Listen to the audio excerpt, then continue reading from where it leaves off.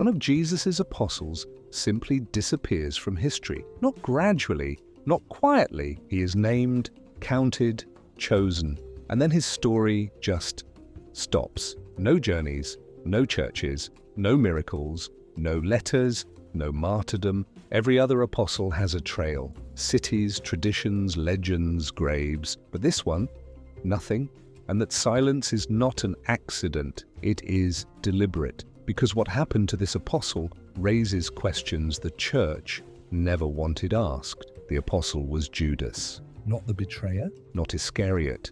The other Judas, known as Judas, son of James, sometimes called Thaddeus, sometimes Liability. He appears in all three synoptic gospels. He is present at the Last Supper. He witnesses the resurrection. And in the Gospel of John, he speaks exactly once. One sentence, one question. Lord, why do you intend to show yourself to us and not to the world?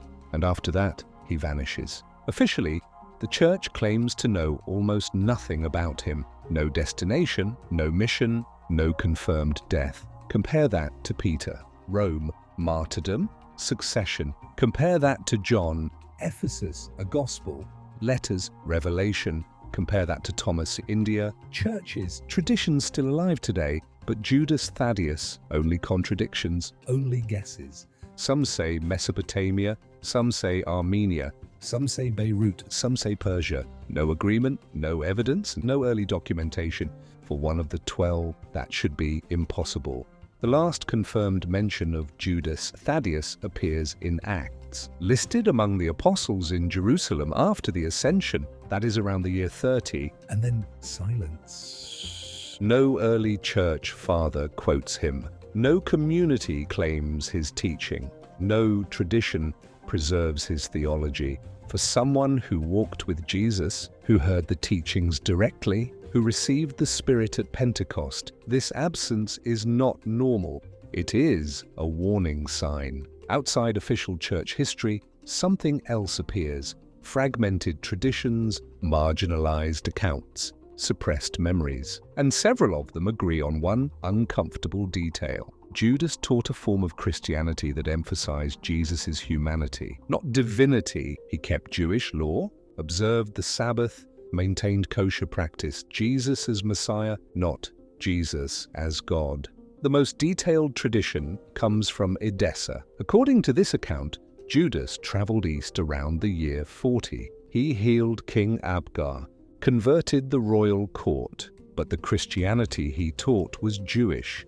It did not replace Judaism, it fulfilled it. No Trinity, no separation from Torah, no break from Israel.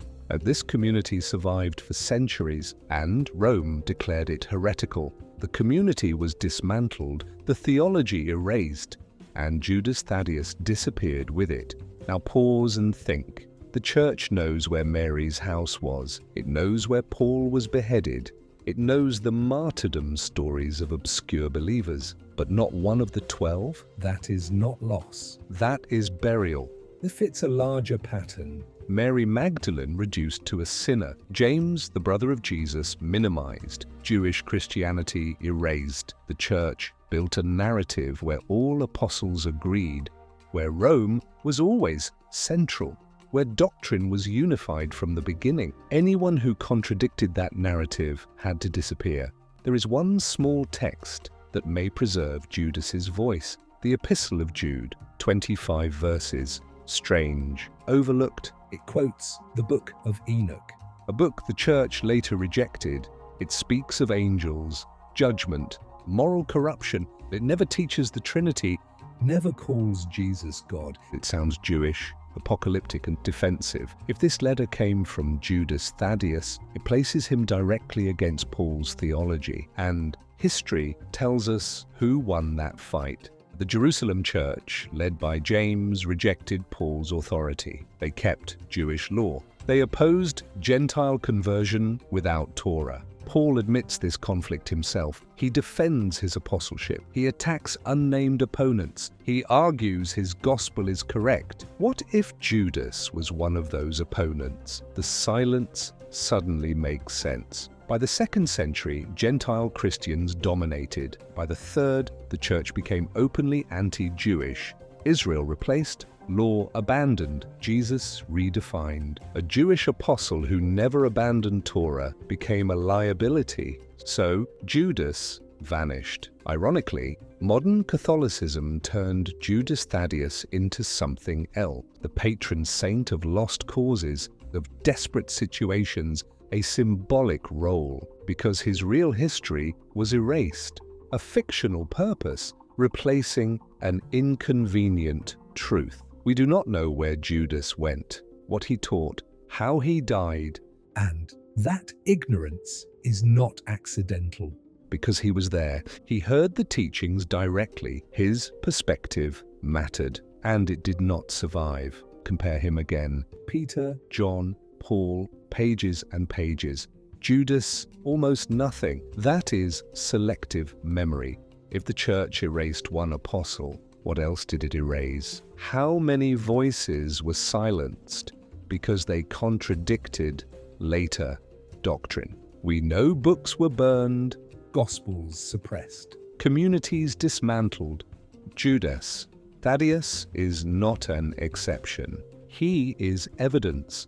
The 12 did not all agree. Early Christianity was not unified. The church claims apostolic succession.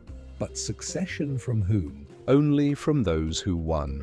The others had to disappear.